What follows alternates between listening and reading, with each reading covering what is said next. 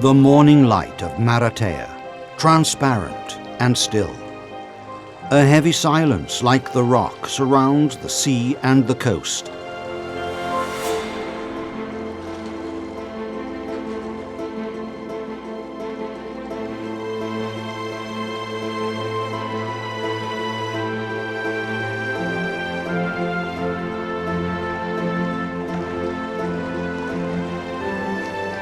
Light, silence, water come in and out of the openings and deep clefts.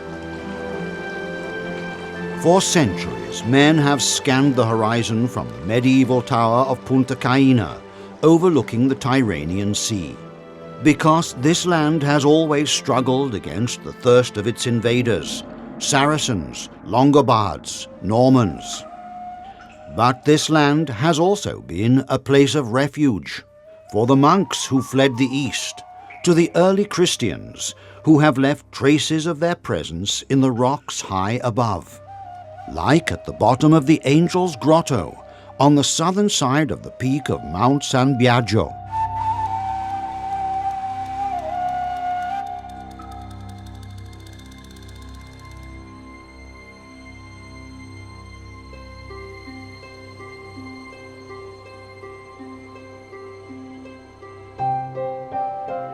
We must return to the origins, along the mountains and plateaus, the woods and the grottos, beyond the mountain that closes the horizon and the sea that opens it to infinity, towards inland Basilicata, where east and west have continuously embraced. A land forever marked by crossings, exchanges, fusions.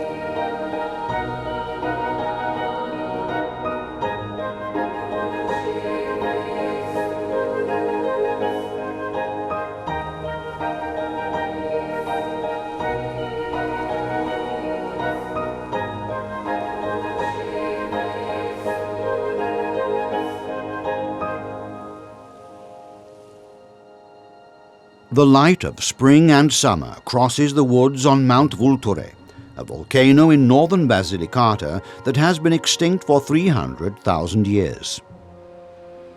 In Monticchio, in the Abbey of St. Michael, a saint whose cult was imported from the east, overlooking two lakes, the two ancient craters, the early Basilian hermits and the Benedictine monks met. The religious building, dating back to the 8th century, was constructed around a cave occupied by Basilian monks. Around these lakes, the small and the large, like two children of the same mother, between the vast woods stretching as far as the eye can see, between poplars, alders and turkey oaks, once rode a king with his falcon. Holy Roman Emperor, King of Italy, King of Sicily, King of Jerusalem, Frederick II.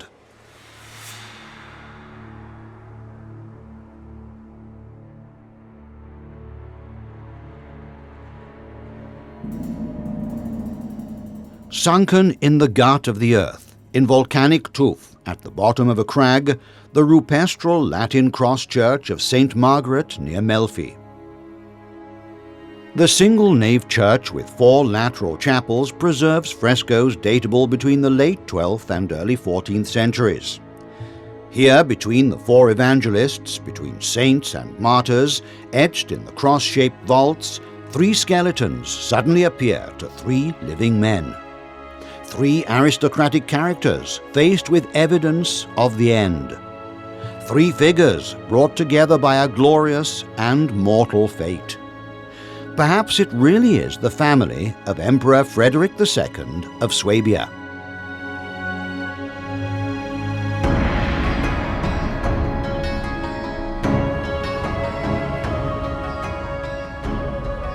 The years Frederick II spent in Basilicata were truly immortal, suspended between tradition and legend.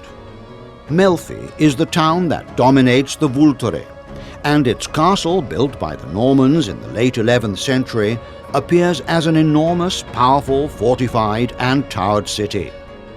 This is where Frederick II discussed state affairs or papal relations with his councillors, where he promulgated the constitutions, the only code of law for the entire kingdom of Sicily.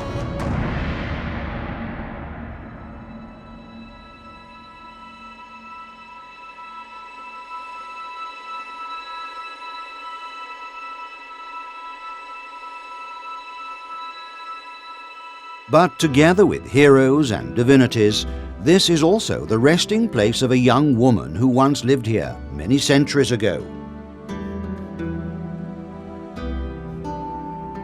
On her lips, on the parted fingers of her right hand holding a nosegay, on the delicate texture of her hair, the sun still shines.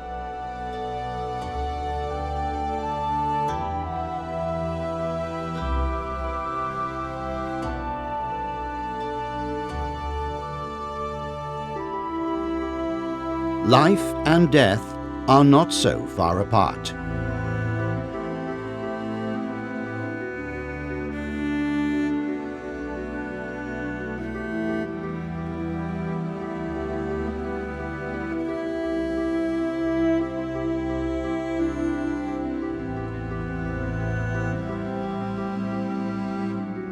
Her name was Emilia Sauro, a high-ranking woman, daughter of Cecilia Metella and wife of Pompey.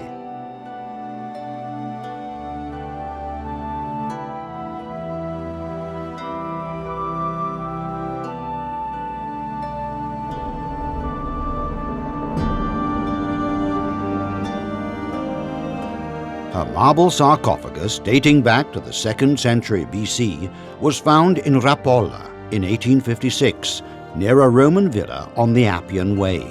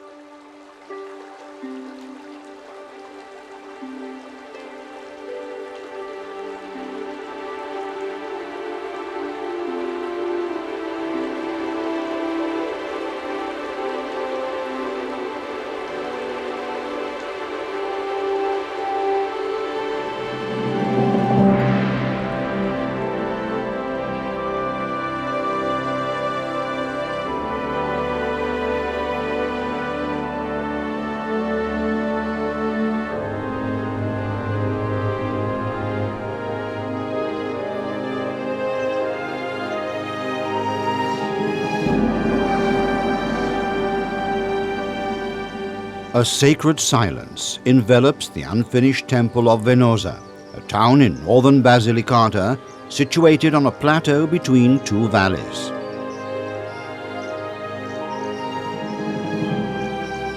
Venosa was once one of the main stations of the Appian Way, the most important artery connecting Rome and Brindisi, the western and eastern worlds. A dry heat penetrates the fragments of Hebraic and Roman stones, forced to coexist in the building of the Abbey of the Trinity, begun in the 6th century and never completed.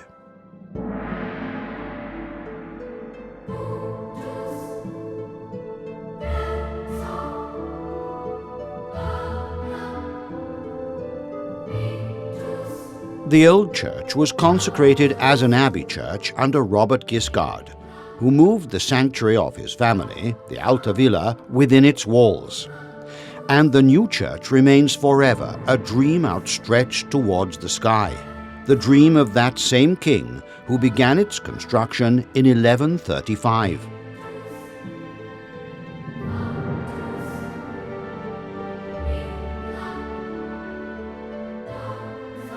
New church, the unfinished, and the old, which is set in the former, now lean against each other.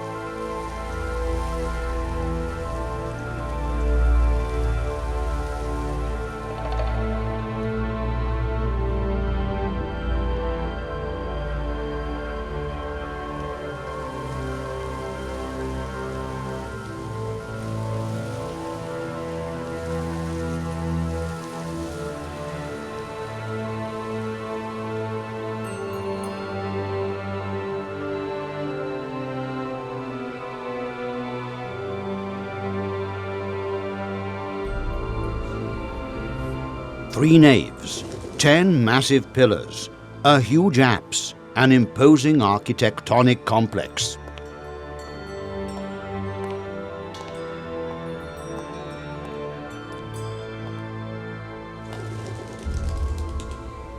Yet if it could take off from the ground, Acerenza Cathedral, less than a few miles south of Venosa, devoted to the Assumption of the Virgin Mary and to Saint Canius, would reveal the primitive early Christian church lying beneath it, a church in turn built where a pagan temple devoted to Hercules Acaruntius once stood. The remains of the ancient temple and primitive cathedral now lie inside the cathedral and outside it. Pagan and Christian elements merge and coexist. Like in the 1524 crypt, with its Renaissance features and rich in symbols of the Christian sense of life and death.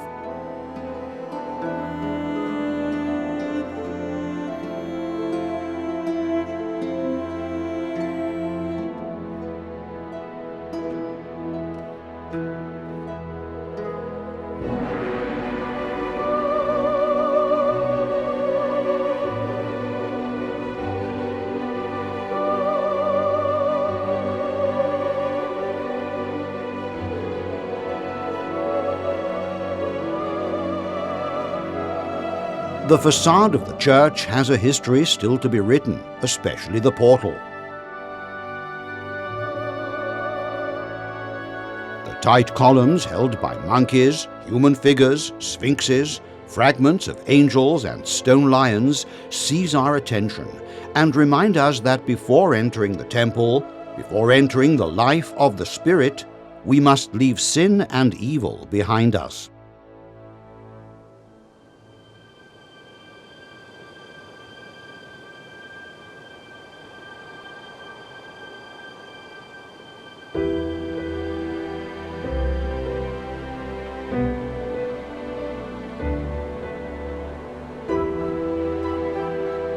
Their birth dates back to 15 million years ago. With their imaginative names, they seem to change shape according to the light and shade. Golden Eagle, Little Owl, Great Mother, Anvil, Lion's Mouth.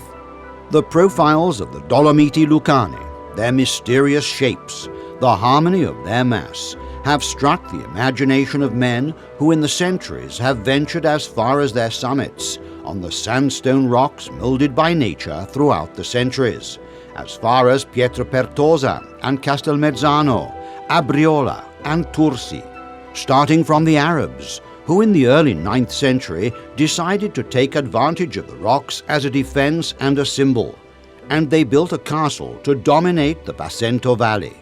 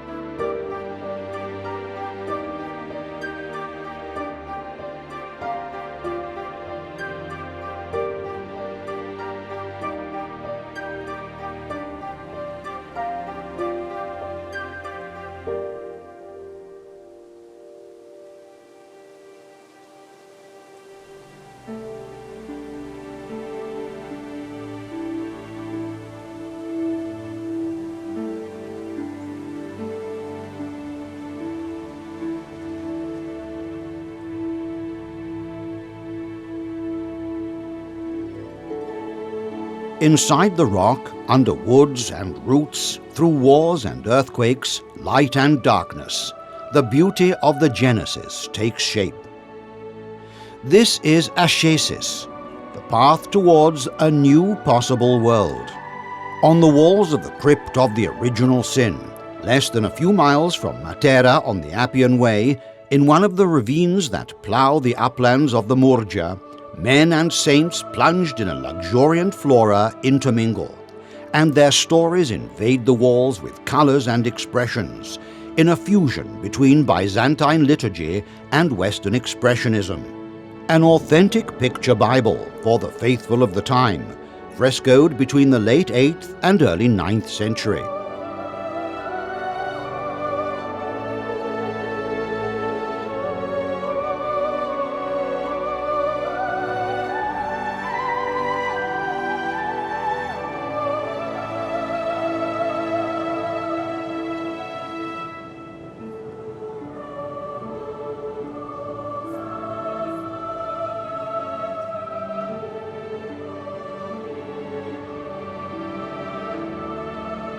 More grottos, gorges, steps made of rock, concentrated in a few hundred yards.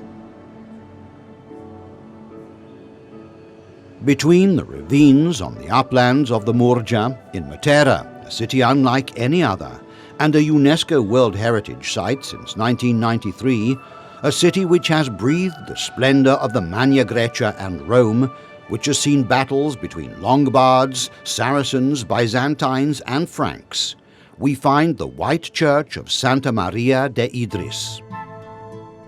Situated on the high part of the Monte Roni, a huge limestone crag standing at the centre of the Sasso Caveoso.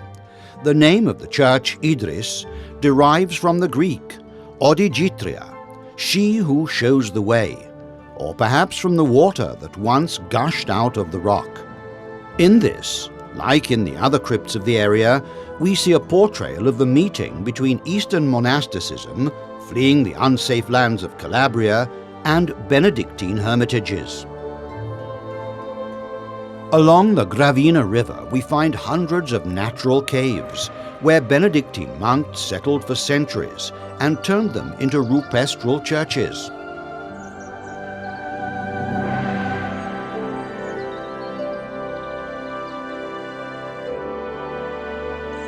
The Benedictine Abbey of San Michele Arcangelo stands 9 miles from Matera in Monte Scaglioso.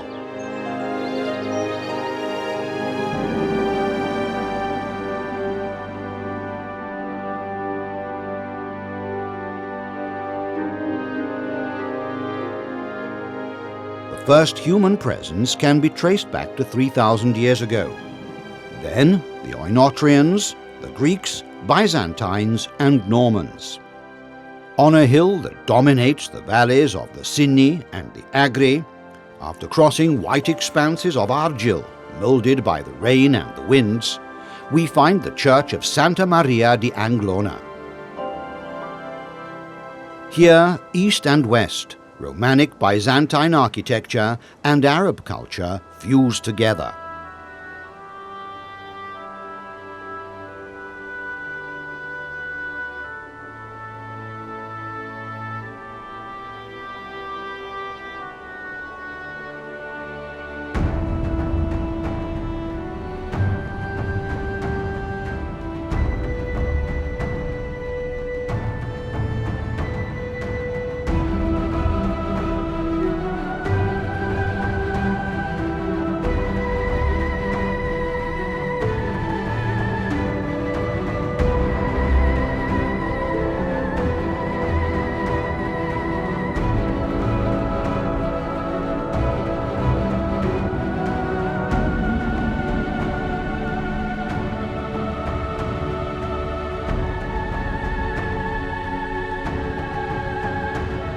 Tursi, in the Agri Valley, in front of the hill of Anglona, in a moon-like landscape of clay and badlands, burnt and solitary, is a village still plunged in Arab architecture.